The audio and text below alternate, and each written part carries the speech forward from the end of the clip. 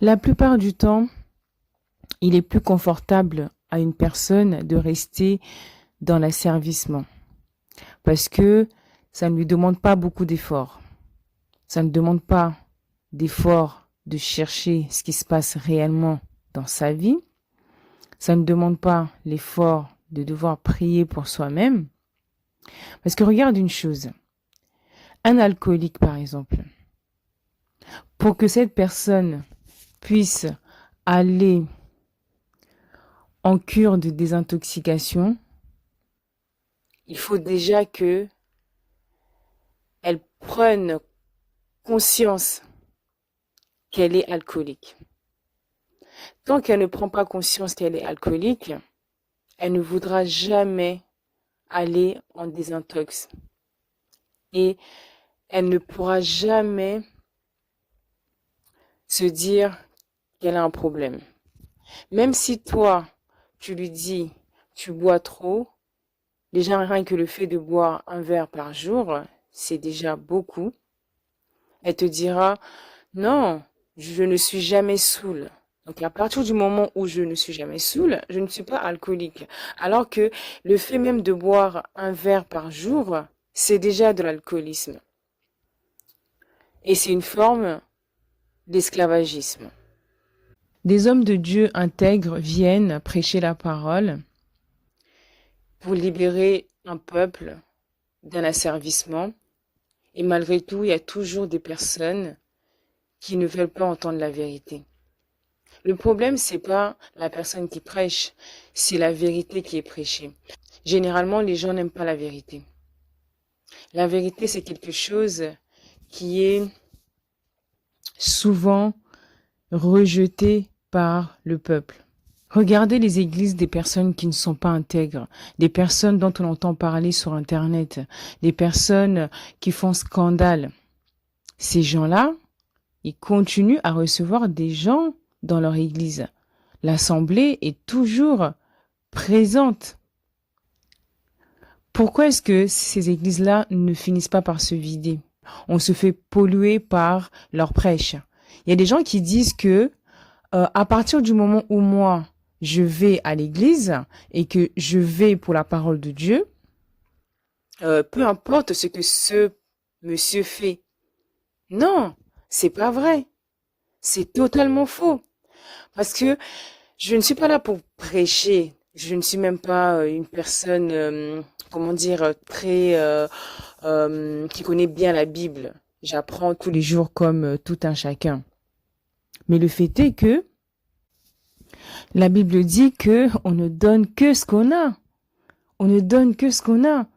Si cette personne est pleine d'impudicité, bah, qu'est-ce qu'elle va te donner?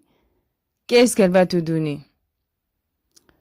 Si cette personne est pleine de malice, qu'est-ce qu'elle va te donner? Pose-toi la question.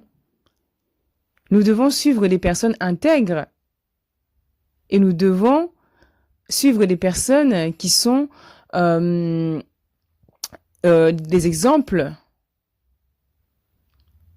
pas suivre juste par sentiment.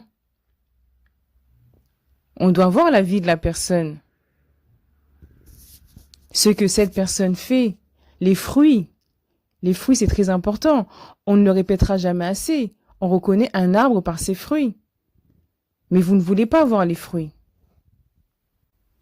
On ne regarde que à l'apparence. C'est bien ça le problème.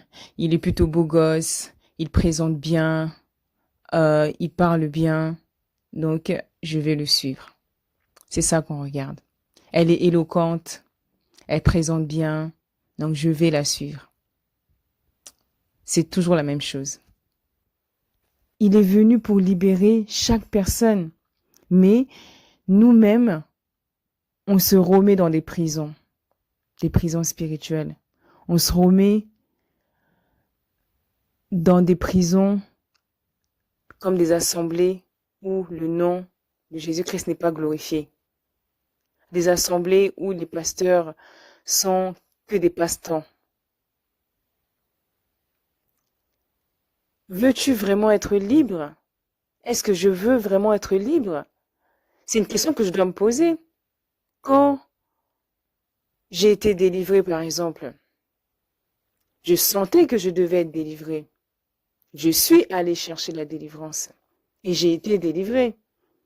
C'est ça, en fait. Ça, c'est la démarche. Quand tu ne sais pas que tu es enfermé, que tu es emprisonné quelque part, tu ne vas pas chercher la délivrance. La première chose à faire, c'est de chercher Dieu pour comprendre où est ta vie, où tu en es. Comme ça, quand Dieu te montre où tu en es, là, tu vas commencer à chercher la délivrance et tu seras libéré. Qui cherche trouve. Et on donne à celui qui demande. Dieu arrache Canaan. Et il donne ça à la postérité d'Abraham. Nous allons prier et nous allons arracher. Amen. Nous allons arracher leurs postes. Nous allons arracher les postes. S'il s'agit d'arracher aussi son mariage, arrache. S'il s'agit d'arracher aussi son mariage, arrache. S'il s'agit d'arracher aussi son mariage, arrache. On va dire à papa, qu'est-ce que tu dis? Il enseignait cela pendant qu'une de ses employées était en train d'arracher le mariage à sa propre épouse. C'est terrible.